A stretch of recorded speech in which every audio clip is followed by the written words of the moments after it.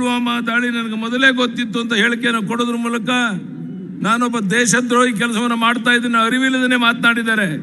ಪುಲ್ವಾಮಾ ದಾಳಿ ಅವ್ರಿಗೆ ಗೊತ್ತಿದ್ರೆ ಮುಂಚೆನೆ ರಾಷ್ಟ್ರಪತಿಗಳಿಗೆ ಸಂಬಂಧಪಟ್ಟ ಅಧಿಕಾರಿಗಳಿಗೆ ತಿಳಿಸಿದ್ರೆ ಆ 44 ಜನ ಯೋಧರೇನು ಹುತಾತ್ಮರಾದರನ್ನು ತಪ್ಪಿಸಬಹುದಾಗಿತ್ತು. ಇದು ಬೇಜವಾಬ್ದಾರಿ ಈ ರಾಜ್ಯದ ಮುಖ್ಯಮಂತ್ರಿಯ ನಡವಳಿಕೆ.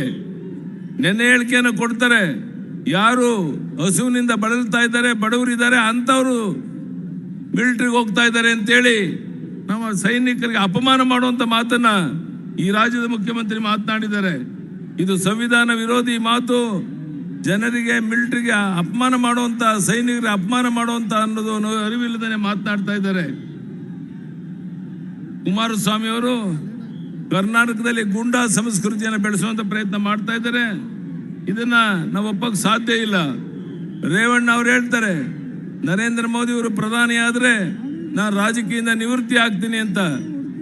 ನಾನು ರೇವಣ್ಣ ಅವ್ರಿಗೆ ಹೇಳಕ್ ಇಚ್ಛೆ ಪಡ್ತೇನೆ, ಈಗಾಗಲೇ ಈ ದೇಶದ ಪ್ರಧಾನಿ ನರೇಂದ್ರ ಮೋದಿ ಅಂತೇಳಿ ಈ ದೇಶದ 130 ಕೋಟಿ ಜನ ತೀರ್ಮಾನ ಮಾಡಿರುವಂತ ಈ ಸಂದರ್ಭದಲ್ಲಿ ಅದನ್ನ ತಡೆಯೋದಕ್ಕೆ ಯಾರಿಂದಲೂ ಸಾಧ್ಯ ಇಲ್ಲ. ರಾಜೀನಾಮೆ ಕೊಡಕ್ಕೆ ನೀವು ಸಿದ್ಧತೆಯನ್ನು ಮಾಡಿಕೊಳ್ಬೇಕು ಅನ್ನೋ ಮಾತನ್ನ ಈ ಸಮಯದಲ್ಲಿ ನಾನು ಹೇಳ್ತೇನೆ.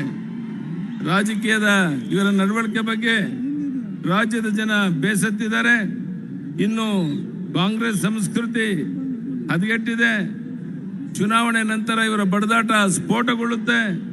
ರಾಜ್ಯದಲ್ಲಿ ನಿಶ್ಚಿತವಾಗಿ ನಾವು ಕರಡಿ ಸಂಗಣ್ಣ, ರಾಜ ಅಮರೇಶ್ ನಾಯಕ್, ದೇವೇಂದ್ರಪ್ಪ ಸೇರಿ ಕನಿಷ್ಠ 22 ಲೋಕಸಭಾ ಕ್ಷೇತ್ರ ಗೆಲ್ಲೋದು 100ಕ್ಕೆ 100 ಸತ್ಯ.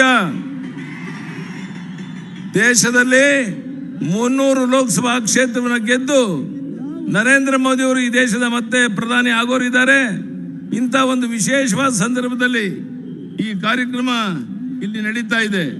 ಬಂಧುಗಳೇ, ಇವತ್ತು 10 ವರ್ಷದ ಪ್ರಧಾನಿಯಾಗಿದ್ದಂತ ಮನಮೋಹನ್ ಸಿಂಗ್ ಅವರ ಹೆಸರು ಹೇಳೋದಕ್ಕೆ ಇವರು ಸಿದ್ಧ ಇಲ್ಲ. ದೇಶದ ಉದ್ದಗಲಕ್ಕೆ 5 ವರ್ಷ ಆಡಳಿತ ನಡೆಸಿದ ಮೋದಿ ಮೋದಿ ಮೋದಿ ಅನ್ನುವಂಥ ಮಾತು ಎಲ್ಲ ಕಡೆ ಕೇಳಿ ಬರ್ತಾ ಇರುವಂತಹದ್ದು. 18 ವರ್ಷದ ಪ್ರಾಯದಿಂದ ಹಿಡಿದು ಸಾಮಾನ್ಯ ಹೆಣ್ಣು ಮಗಳು ಸಹ ಇವತ್ತು ತೀರ್ಮಾನ ಮಾಡಿದ್ದಾರೆ, ಈ ಬಾರಿ ಮೋದಿ, ಈ ಬಾರಿ ಮೋದಿ, ಈ ಬಾರಿ ಬಿಜೆಪಿ ಸರ್ಕಾರ. ಆದ್ರಿಂದ ಬಂಧುಗಳೇ, ನಾನು ಇಲ್ಲಿರುವಂತ 3 ಜಿಲ್ಲೆಯ ಪ್ರಮುಖರಲ್ಲಿ ಕೈ ಜೋಡಿಸಿ ಪ್ರಾರ್ಥನೆ ಮಾಡುವಂತಹದ್ದು, ದಯಮಾಡಿ ಮೈ ಮರಿಬೇಡಿ. ಇವತ್ತಿನಿಂದ ನಿಮ್ಮ ಬೂತ್ಗಳಲ್ಲಿ ಕನಿಷ್ಠ ಒಂದು 25-30 ಓಟನ್ನ ಹೆಚ್ಚು ಕೊಡಿಸ್ಬೇಕು. ಯಾರು ಕಾಂಗ್ರೆಸ್ ಜೆಡಿಎಸ್ ವ್ಯಾಮೋಹದಲ್ಲಿದ್ದಾರೆ ಅವರಿಂದ ಒಂದು 25-30 ಓಟನ್ನ ಕೊಡಿಸುವಂತ ಪ್ರಯತ್ನ ಮಾಡಿ. ಅದರಲ್ಲಿ ನೀವು ಯಶಸ್ವಿ ಆದರೆ ಆಗ ಈ 3 ಕ್ಷೇತ್ರದಲ್ಲಿ 1 ಲಕ್ಷಕ್ಕೂ ಹೆಚ್ಚಿನ ಅಂತರದಲ್ಲಿ ನಮ್ಮ 3 ಜನ ಅಭ್ಯರ್ಥಿಗಳು ಗೆಲ್ಲೋದ್ರಲ್ಲಿ ಯಾವುದೇ ಸಂಶಯ ಇಲ್ಲ. ಇಂಥ ಒಂದು ವಿಶೇಷವಾದ ಸಂದರ್ಭವನ್ನ ತಾವು ಕಳ್ಕೊಳ್ಬಾರ್ದು ಅಂತ ಈ ಸಂದರ್ಭದಲ್ಲಿ ನಾನು ನಿಮ್ಗೆ ಹೇಳಕ್ಕೆ ಇಚ್ಛೆ ಪಡ್ತೇನೆ. ಬಂಧುಗಳೇ, ಬಹಳ ಮುಖ್ಯವಾಗಿ ಯಾವ ದೇಶದಲ್ಲಿ ಈ ಉಗ್ರಗಾಮಿಗಳ ತಾಂಡವ ನೃತ್ಯ ಜಮ್ಮು ಕಾಶ್ಮೀರ ನಡೀತಾ ಇದೆ, ಅದಕ್ಕೇನು ವಿಶೇಷ ಸ್ಥಾನಮಾನ ಆರ್ಟಿಕಲ್ 370 ನಾವು ಕೊಟ್ಟಿದ್ದೇವೆ, ಅದನ್ನು ವಾಪಸ್ ಪಡೆಯುವಂತ ಒಂದು ಐತಿಹಾಸಿಕ ತೀರ್ಮಾನವನ್ನ ನರೇಂದ್ರ ಮೋದಿ ಅವರು ಮಾಡ್ತಾ ಇದ್ದಾರೆ. ನಾನು ಒಂದೇ ಒಂದು ಮಾತು ನಿಮ್ಗೆ ಹೇಳಕ್ಕೆ ಇಚ್ಛೆ ಪಡುವಂತಹದ್ದು, ಈ ಚುನಾವಣೆ ಮುಗಿದ ಮೇಲೆ ಸುಮಾರು 22 ಲೋಕಸಭಾ ಕ್ಷೇತ್ರ ಕರ್ನಾಟಕದಲ್ಲಿ ಗೆದ್ದ ಮೇಲೆ ಯಾವುದೇ ಕಾರಣಕ್ಕೂ ಕಾಂಗ್ರೆಸ್ ಪಕ್ಷ ಜೆಡಿಎಸ್ ಸಮ್ಮಿಶ್ರ ಸರ್ಕಾರ ಕರ್ನಾಟಕದಲ್ಲಿ ಉಳಿಯೋಕೆ ಸಾಧ್ಯ ಇಲ್ಲ, ಉಳಿಯೋದಿಲ್ಲ. ಭಾರತೀಯ ಜನತಾ ಪಾರ್ಟಿ 104 ಸೀಟ್ ಗೆದ್ದು, ನಾವು ವಿರೋಧ ಪಕ್ಷದಲ್ಲಿ 37 ಸೀಟ್ ಗೆದ್ದಿರುವಂತ ಕುಮಾರಸ್ವಾಮಿ ಆಡಳಿತ ಪಕ್ಷದಲ್ಲಿ. ಇದಕ್ಕೆ ಕಾರಣ ಏನು? ಕಾಂಗ್ರೆಸ್ಸಿನ ಮುಖಂಡರು ಯೋಚನೆ ಮಾಡಿದ್ರು, ಎಲ್ಲಿ ಯಡಿಯೂರಪ್ಪ ಮುಖ್ಯಮಂತ್ರಿ ಆಗಿಬಿಡ್ತಾನೋ ಅನ್ನೋ ಭಯದಿಂದ ಅವರಿಗೆ ಬೆಂಬಲವನ್ನು ಘೋಷಣೆ ಮಾಡಿ ಇವತ್ತು ಯಾವ ರೀತಿ ಪರಸ್ಪರ ಕಚ್ಚಾಡ್ತಾ ಇದ್ದಾರೆ, ಬಡದಾಡ್ತಾ ಇದ್ದಾರೆ ನೀವು ನೋಡ್ತಾ ಇದ್ದೀರಾ. ಮಂಡ್ಯದಲ್ಲಿ ಸುಮಲತಾ ಗೆಲುವನ್ನ ಸಹಿಸಕ್ಕಾಗದೇನೆ ಕುಮಾರಸ್ವಾಮಿ ಇವತ್ತು ಪತ್ರಕರ್ತ ಸ್ನೇಹಿತರ ಮೇಲೆ ಮುಗುಲು ಬಿದ್ದು ಅವರೇನಾದ್ರೂ ಇದೇ ರೀತಿ ಅವರ ಪರವಾಗಿ ಬರೆದ್ರೆ ನಿಮ್ಮ ಮೇಲೆ ಹಲ್ಲೆ ಆದ್ರೆ ಅದಕ್ಕೆ ನಾನು ಜವಾಬ್ದಾರನಲ್ಲ ಅನ್ನೋ ಮಾತನ್ನ ಕುಮಾರಸ್ವಾಮಿ ಹೇಳೋದ್ರ ಮೂಲಕ ಮಾಧ್ಯಮದ ಸ್ನೇಹಿತರಿಗೂ ಸಹ ಧಮಕಿ ಆಗುವಂತ ಪ್ರಯತ್ನವನ್ನ ಮಾಡ್ತಾ ಇರುವಂತಹದ್ದು. ಪ್ರಜಾತಂತ್ರ ವ್ಯವಸ್ಥೆಯಲ್ಲಿ ಇದನ್ನು ಸಹಿಸಕ್ಕಾಗೋದಿಲ್ಲ. ಅದಕ್ಕಾಗಿ ನಾನು ಕುಮಾರಸ್ವಾಮಿಗೆ ಒತ್ತಾಯ ಮಾಡ್ತೇನೆ, ತಕ್ಷಣ ಮಾಧ್ಯಮದ ಸ್ನೇಹಿತರ ಕ್ಷಮಾಪಣೆಯನ್ನು ನೀನು ಕೇಳಬೇಕು. ಒಬ್ಬ ರಾಜ್ಯದ ಮುಖ್ಯಮಂತ್ರಿಯಾಗಿ ಈ ರೀತಿ ಬೇಜವಾಬ್ದಾರಿ ನಡವಳಿಕೆಯನ್ನು ಮಾಡ್ತಾ ಇರುವಂತದನ್ನ ಯಾರು ಸಹಿಸೋದಿಲ್ಲ. ನಾನು ಕೇಳ್ತೇನೆ ಕುಮಾರಸ್ವಾಮಿಗೆ, ಅಧಿಕಾರಕ್ಕೆ ಬಂದ 24 ಗಂಟೆನಲ್ಲಿ 49,000 ಕೋಟಿ ರೈತರ ಸಾಲ ಮನ್ನಾ ಮಾಡ್ತೇನೆ ಅಂತ ದ್ರೋಹ ಮಾಡಿ ಮೋಸ ಮಾಡಿ ಅಧಿಕಾರಕ್ಕೆ ಬಂದ್ರಿ. ಆದರೆ ಕಳೆದ 9 ತಿಂಗಳಲ್ಲಿ ರಾಷ್ಟ್ರೀಕೃತ ಬ್ಯಾಂಕಿನ ಸಾಲ ಸೇರಿ ಕೇವಲ 4,500 ಕೋಟಿ ಮಾತ್ರ ಸಾಲ ಮನ್ನಾ ಮಾಡಿದ್ದೀರಾ. ಇವತ್ತು ರಾಷ್ಟ್ರೀಕೃತ ಬ್ಯಾಂಕಿಂದ ಪಡೆದಂತ ರೈತರ ಸಾಲ 2 ಪಟ್ಟು ಜಾಸ್ತಿ ಆಗ್ತಾ ಇದೆ, ಬಡ್ಡಿ ಬೆಳೀತಾ ಇದೆ. ಅವರು ಜಾತಕ ಪಕ್ಷಿಗಳಂತೆ ಸಾಲ ಮನ್ನಾ ಆಗ್ಬೋದು ಕಾದು ಕುಂತಿದ್ದಾರೆ. ಈ ರೀತಿ ಈ ದೇಶದ ಈ ರಾಜ್ಯದ ರೈತ ಸಮೂಹಕ್ಕೆ ದ್ರೋಹ ಮಾಡುವಂತ ಕೆಲಸ ಮಾಡ್ತಾ ಇರುವಂತ ಈ ಅಪ್ಪ ಮಕ್ಕಳಿಗೆ ತಕ್ಕ ಪಾಠವನ್ನು ಕಲಿಸುವಂತ ಒಂದು ಸುವರ್ಣ ಅವಕಾಶ ಇವತ್ತಿಗೆ ನಿಮಗೆ ಸಿಕ್ಕಿದೆ ಬಂಧುಗಳೇ. ನಾನು ನಿಮ್ಮನ್ನು ಕೇಳ್ತೇನೆ, ನಾನು ಮುಖ್ಯಮಂತ್ರಿ ಆಗಿದ್ದಾಗ, ಜಗದೀಶ್ ಶೆಟ್ಟರ್ ಮುಖ್ಯಮಂತ್ರಿ ಆಗಿದ್ದಾಗ ನಮಗೆ ಹಣದ ಕೊರತೆ ಕಾಣಲಿಲ್ಲ. ಎಲ್ಲ ಅಭಿವೃದ್ಧಿ ಕಾರ್ಯಗಳನ್ನು ಮಾಡಿದ ನಾವು. ಮಹಿಳೆಯರಿಗೆ ನಮ್ಮ ಕಾಲದಲ್ಲಿ ಕೊಟ್ಟಂತಹ ಕಾರ್ಯಕ್ರಮಗಳು, ಸುವರ್ಣ ಭೂಮಿ ಯೋಜನೆ ನಿಂತೋಯ್ತು, ಸುವರ್ಣ ಗ್ರಾಮ ಯೋಜನೆ ನಿಂತೋಯ್ತು. ಯಾವ ಭಾಗ್ಯಲಕ್ಷ್ಮಿ ಯೋಜನೆಯಲ್ಲಿ ಪ್ರತಿ ವರ್ಷ ಸುಮಾರು 3 ಲಕ್ಷ ಹೆಣ್ಣು ಮಕ್ಕಳಿಗೆ ಅವಳಿಗೆ 18 ವರ್ಷ ಆದಾಗ 1.5 ಲಕ್ಷ ರೂಪಾಯಿ ಸಿಕ್ಕಿ ಅವಳು ವಿದ್ಯಾವಂತರಾಗಿ ಮಾಡುವಂತ ಒಂದು ಯೋಜನೆ ನಾವು ಜಾರಿಗೆ ತಂದಿದ್ವೋ ಅದನ್ನು ನಿಲ್ಲಿಸ್ಬಿಟ್ರು ಈ ಕುಮಾರಸ್ವಾಮಿ ಅವರು. ಈ ರೀತಿ ಭಾರತೀಯ ಜನತಾ ಪಾರ್ಟಿ ಅಧಿಕಾರದಲ್ಲಿ ಇದ್ದಾಗ ಕೊಟ್ಟಂತ ನಮ್ಮೆಲ್ಲ ಕಾರ್ಯಕ್ರಮಗಳು ರದ್ದಾಗಿದ್ದಾವೆ, ನಿಂತೋಗಿದ್ದಾವೆ, ಜನ ಆಕ್ರೋಶಗೊಂಡಿದ್ದಾರೆ. ಇಂಥ ಒಂದು ಸಂದರ್ಭದಲ್ಲಿ ನಾನು ನಿಮ್ಮಲ್ಲಿ ವಿನಂತಿ ಮಾಡ್ತೇನೆ, ದಯಮಾಡಿ ಮೈ ಮರಿಬೇಡಿ. ನಾನು ನಿಮ್ಮಲ್ಲಿ ಕೈ ಜೋಡಿಸಿ ಪ್ರಾರ್ಥನೆ ಮಾಡ್ತೇನೆ, ಚುನಾವಣೆಯ ಮಹತ್ವವನ್ನು ಅರ್ಥ ಮಾಡಿಕೊಳ್ಬೇಕು. ನಮ್ಮ ವಿರೋಧಿಗಳು ಹಣದ ಬಲದಿಂದ, ಕೆಂಡದ ಬಲದಿಂದ, ತೋಳು ಬಲದಿಂದ, ಅಧಿಕಾರ ಬಲದಿಂದ, ಜಾತಿಯ ವಿಷಬೀಜ ಬಿತ್ತಿ ನಾವು ಚುನಾವಣೆಯಲ್ಲಿ ಗೆಲ್ಲಬಹುದು ಅನ್ನೋ ಭ್ರಮೆಯಲ್ಲಿರುವಂಥ ಈ ಸಂದರ್ಭದಲ್ಲಿ ಅವರಿಗೆ ತಕ್ಕ ಪಾಠವನ್ನು ಕಲಿಸುವಂಥ ದೊಡ್ಡ ಜವಾಬ್ದಾರಿ ಇಲ್ಲಿರುವಂಥ 3 ಜಿಲ್ಲೆಯ ನಮ್ಮ ಕಾರ್ಯಕರ್ತರ ಮೇಲಿದೆ. ನೀವು ಯಾವ ರೀತಿ ಪ್ರಧಾನಿ ನರೇಂದ್ರ ಮೋದಿ ಅವರು ಕಳೆದ 5 ವರ್ಷದಿಂದ ಒಂದು ದಿನ ವಿಶ್ರಾಂತಿ ತಗೊಳ್ಳದೇನೆ ದೇಶ ವಿದೇಶಗಳಿಗೆ ಹೋಗಿ ಬಂದರೂ ಸಹ ತತ್ಕ್ಷಣ ತಮ್ಮ ಕಚೇರಿಗೆ ಹೋಗಿ ಬೆಳಗ್ಗೆಯಿಂದ ರಾತ್ರಿವರೆಗೆ ಕುಂತು ಕೆಲಸ ಮಾಡ್ತಾ ಇರುವಂತ ಪ್ರಧಾನಿ ನಮ್ಮ ಮುಂದೆ ಉದಾಹರಣೆಯಾಗಿ ನಿಂತಿದ್ದಾರೆ.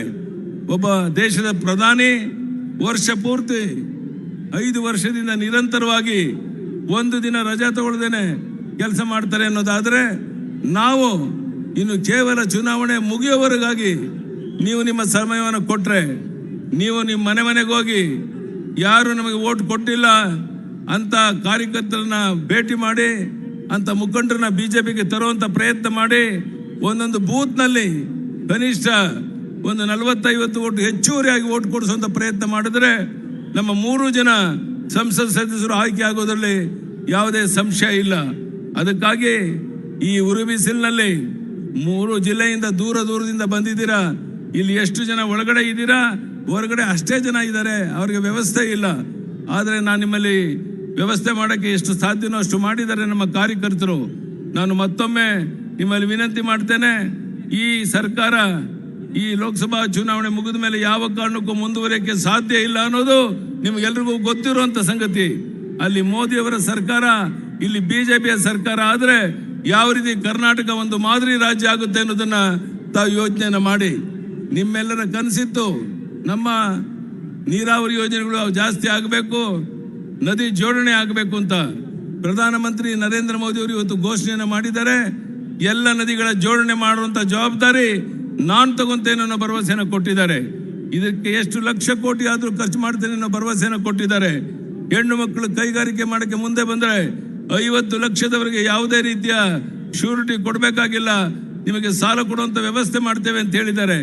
ಹೀಗೆ 10 ಹಲವು ಯೋಜನೆಗಳನ್ನ ಪ್ರಧಾನಿ ನರೇಂದ್ರ ಮೋದಿ ಅವರು ಘೋಷಣೆ ಮಾಡಿರ್ಬೇಕಾದ್ರೆ ಅವರು ಯಾವ ಘೋಷಣೆಯನ್ನು ಮಾಡಿದ್ದಾರೆ ಅದನ್ನ ಚಾಚು ತಪ್ಪದೆ ಜಾರಿಗೆ ತರ್ತಾರೆ ಅನ್ನುವಂಥ ಸಂಪೂರ್ಣ ವಿಶ್ವಾಸ ಇಲ್ಲಿರುವಂತ ನಮ್ಮ ಕಾರ್ಯಕರ್ತ ಬಂಧು ಭಗಿನಿಯರಿಗೆ ಇದೆ ಅಂತ ನಾನಾದರೂ ಭಾವಿಸಿದ್ದೇನೆ. ಇಂಥ ಒಂದು ವಿಶೇಷವಾದ ಸಂದರ್ಭದಲ್ಲಿ ಈ ಚುನಾವಣೆ ನಡೀತಾ ಇದೆ. ಈ ಚುನಾವಣೆನೇ ಮಹತ್ವವನ್ನ ತಾವು ಅರ್ಥ ಮಾಡಿಕೊಂಡೇ ಇಲ್ಲಿಗೆ ಬಂದಿದ್ದೀರಾ ಅಂತ ನಾನು ಭಾವಿಸಿದ್ದೇನೆ. 18 ವರ್ಷದ ಪ್ರಾಯದ ಯುವಕರು ಅವರು ಯಾವುದೇ ಸಮಾಜಕ್ಕೆ ಸೇರಿರಲಿ, ಅವರೆಲ್ಲರೂ ಸಹ ಬಿಜೆಪಿಗೆ ಬೆಂಬಲ ಕೊಡಕ್ಕೆ ಸಿದ್ಧ ಇದ್ದಾರೆ. ನೋಡಿ ಯಾವ ರೀತಿ ಇದೆ. 10 ವರ್ಷದ ಹಿಂದೆ ನಮ್ಮ ದೇಶದ ಸ್ಥಿತಿ ಆಗಿತ್ತು. 5 ವರ್ಷದಲ್ಲಿ ಯಾವ ರೀತಿ ಒಂದು ಪರಿವರ್ತನೆ ತರುವಂತ ಕೆಲಸವನ್ನ ಪ್ರಧಾನಿ ನರೇಂದ್ರ ಮೋದಿ ಅವರು ಮಾಡಿದ್ದಾರೆ ಅನ್ನುವಂಥದ್ದು ನಿಮ್ಮೆಲ್ಲರಿಗೂ ಗೊತ್ತಿರುವಂಥ ಸಂಗತಿ. ದೇಶದ ಇತಿಹಾಸದಲ್ಲಿ ಮೊದಲ ಬಾರಿಗೆ ಇವತ್ತು ಪ್ರಧಾನಿ ನರೇಂದ್ರ ಮೋದಿಯವರು ಒಬ್ಬ ಪರಿಶಿಷ್ಟ ಜನಾಂಗದ ವ್ಯಕ್ತಿಯನ್ನ ಈ ದೇಶದ ರಾಷ್ಟ್ರಪತಿಗಳನ್ನಾಗಿ ಮಾಡಿರುವಂತಹದ್ದು ನಿಮಗೆಲ್ಲ ಗೊತ್ತಿರುವಂತ ಸಂಗತಿ. ಹಿಂದುಳಿದ ವರ್ಗದ ನಾಯಕರ ಬಗ್ಗೆ ಮಾತನಾಡ್ತಾರೆ. ಸ್ವತಃ ಪ್ರಧಾನಿ ನರೇಂದ್ರ ಮೋದಿ ಅವರು ಅತ್ಯಂತ ಒಂದು ಸಣ್ಣ ಸಮಾಜದಿಂದ ಬಂದಂತಹ ಹಿಂದುಳಿದ ವರ್ಗದ ಬಂದಂತವರು ಈ ದೇಶದ ಪ್ರಧಾನಿ ಅನ್ನೋ ಮಾತನ್ನ ನೀವು ಕುಂತಲ್ಲಿ ನಿಂತಲ್ಲಿ ಜನರಿಗೆ ತಿಳಿಸಬೇಕಾಗಿದೆ. ಅಟಲ್ ಬಿಹಾರಿ ವಾಜಪೇಯಿ ಇದ್ದಾಗ ಅಬ್ದುಲ್ ಕಲಾಂ ಜಿ ಅವರನ್ನ ಈ ದೇಶದ ರಾಷ್ಟ್ರಪತಿಗಳನ್ನಾಗಿ ಮಾಡುವುದು ಸಹ ನಿಮಗೆಲ್ಲ ಗೊತ್ತಿರುವಂತ ಸಂಗತಿ. ನಮಗೆ ಹಿಂದೂ ಮುಸ್ಲಿಂ ಕ್ರಿಶ್ಚಿಯನ್ ಯಾವುದೇ ಭೇದ ಭಾವನೆ ಇಲ್ಲ. ನಾವೆಲ್ಲ ಒಂದೇ ತಾಯಿಯ ಮಕ್ಕಳಂತೆ ಬಾಳ್ಬೇಕು ಅಂತ ಹೇಳುವಂತ ನಮ್ಮನ್ನ ಜಾತೀಯವಾದಿಗಳು ಅಂತ ಹೇಳಿ ಹೆಸರಿಟ್ಟು ಜಾತಿ ವಿಶ್ವೀಜ ಪ್ರಯತ್ನ ಮಾಡ್ತಿರುವಂತ ಈ ಕಾಂಗ್ರೆಸ್ JDSಗೆ ಪಾಠ ಕಲಿಸಬೇಕಾಗಿದೆ. ಈ ಕುಮಾರಸ್ವಾಮಿ ಆಡಳಿತ ವೈಖರಿಯಿಂದ ಕರ್ನಾಟಕದ ಅಭಿವೃದ್ಧಿ 5 ವರ್ಷ ಹಿಂದೆ ಹೋಗಿದೆ ಅನ್ನೋದನ್ನ ತಾವು ಗಮನಿಸಬೇಕು. ಸಾಲ ಮನ್ನಾ ನೆಪದಲ್ಲಿ ನೀರಾವರಿ ಯೋಜನೆಗಳಾಗಲಿಲ್ಲ, ಬೇರೆ ಅಭಿವೃದ್ಧಿ ಕಾರ್ಯಗಳಾಗಲಿಲ್ಲ, ಎಲ್ಲ ಕಾರ್ಯಗಳು ಸ್ಥಗಿತ ಆಗಿರುವಂತ ಈ ಸಂದರ್ಭದಲ್ಲಿ ತಾವೆಲ್ಲ ಒಟ್ಟಾಗಿ ಒಂದಾಗಿ ಬೆಂಬಲವನ್ನು ಸೂಚಿಸಿ ನಮ್ಮ 3 ಜನ ಅಭ್ಯರ್ಥಿಗಳನ್ನ ದೊಡ್ಡ ಅಂತರದಲ್ಲಿ ಆಯ್ಕೆ ಮಾಡಿ ಕಳಿಸ್ಕೊಡ್ಬೇಕು ಅಂತ ನಿಮ್ಮಲ್ಲಿ ಕೈ ಜೋಡಿಸಿ ಪ್ರಾರ್ಥನೆ ಮಾಡಿ ನಮ್ಮೆಲ್ಲರಿಗೂ ವಂದನೆ ಅಭಿನಂದನೆಯನ್ನು ಸಲ್ಲಿಸಿ ನನ್ನ ಮಾತನ್ನು ಮುಗಿಸ್ತೇನೆ. ಬಲೋ ಭಾರತ್ ಮಾತಾ ಕಿ. ಪ್ರಧಾನಿ ನರೇಂದ್ರ ಮೋದಿ ಅವರಿಗೆ ಭಾರತ್ ಮಾತಾ ಕಿ. ಪ್ರಧಾನಿ ನರೇಂದ್ರ ಮೋದಿ ಅವರಿಗೆ ಭಾರತ್ ಮಾತಾ ಕಿ. ದಯಮಾಡಿ ಇನ್ನು 2-3 ನಿಮಿಷದಲ್ಲಿ ಒಳಗಡೆ ಬರ್ತಾ ಇದ್ದಾರೆ. ಶಾಂತ ರೀತಿಯಲ್ಲಿ ಅವ್ರ ಮಾತನ್ನ ಕೇಳಕ್ಕೆ ತಾವು ಕಾತುರತೆಯಿಂದ ದೂರದಿಂದ ಬಂದಿದ್ದೀರಾ. ಅವ್ರ ಮಾತನ್ನ ಆಲಿಸಬೇಕು ಶಾಂತ ರೀತಿಯಲ್ಲಿ ಅಂತೇಳಿ ನಿಮ್ಮಲ್ಲಿ ಪ್ರಾರ್ಥನೆಯನ್ನ ಮಾಡಿ ಮತ್ತೊಮ್ಮೆ ಬಹಳ ದೂರದಿಂದ ಲಕ್ಷಾಂತರ ಸಂಖ್ಯೆಯಲ್ಲಿ ಬಂದಿರುವಂತ ಈ 3 ಜಿಲ್ಲೆಯ ನಮ್ಮ ಕಾರ್ಯಕರ್ತ ಬಂಧು ಭಗಿನಿಗಳಿಗೆ ಸ್ವಾಗತ ಮಾಡಿ, ಮಾಧ್ಯಮದ ಸ್ನೇಹಿತರಿಗೆ ಸ್ವಾಗತ ಮಾಡಿ, ಈಗ ಪ್ರಧಾನಿಯವರು ಬರ್ತಾ ಇದ್ದಾರೆ. ಅದಕ್ಕೆ ನೀವೆಲ್ಲ ಶಾಂತ ರೀತಿಯಲ್ಲಿ ಸಹಕರಿಸಬೇಕು ಅಂತ ಕೈ ಜೋಡಿಸಿ ಪ್ರಾರ್ಥನೆ ಮಾಡಿ ಮತ್ತೊಮ್ಮೆ ನಮ್ಮ 3 ಜನ ಅಭ್ಯರ್ಥಿಗಳನ್ನ ಗೆಲ್ಲಿಸಬೇಕು ಅಂತ ಕೈ ಜೋಡಿಸಿ ಪ್ರಾರ್ಥನೆ ಮಾಡ್ತೇನೆ. ಯಡಿಯೂರಪ್ಪನವರೇ, 3 ಜನ ಅಭ್ಯರ್ಥಿಗಳನ್ನ ಗೆಲ್ಲಿಸ್ತೇವೆ, ಚುನಾವಣೆ ಮುಗಿಯೋರಿಗೆ ಮನೆ ಸೇರೋಲ್ಲ ಅನ್ನೋರೆಲ್ಲ ಕೈ ಎತ್ತಿ ನೋಡೋಣ ಒಂದ್ಸಾರಿ.